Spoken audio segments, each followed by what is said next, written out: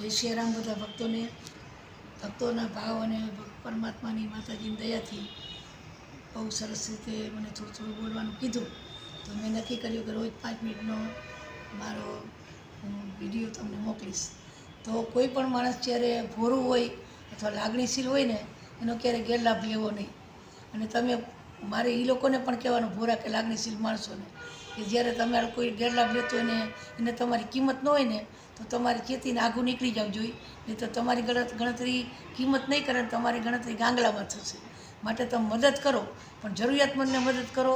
જેને તમારી વસ્તુની કિંમત હોય એની કરો. પણ મને બીજો દાખલો યાદ આવે, ઘણા લોકો એમ કહે કે વીંછી સંતના હાથ ઉપર ચડ્યો, વીંછી સંત બચાવતા ગયા. એ સમય પહેલો હતો. અત્યારે તમે ગમે એટલા બચાવશો તો એના ડંખ માર્યા રહેશે નહીં, અને સંતને મરી જવું પડ્યું તોય એને પાછળથી દાંત કાઢે. માટે તમને બધાને જે કોઈ છે એને વિનંતી કે તમારી કોઈની લાગણીનો ક્યારેય ગેરલાભ ઉઠાવવો નહીં, કોઈના ભોરપણનો લાભ ઉઠાવવો નહીં.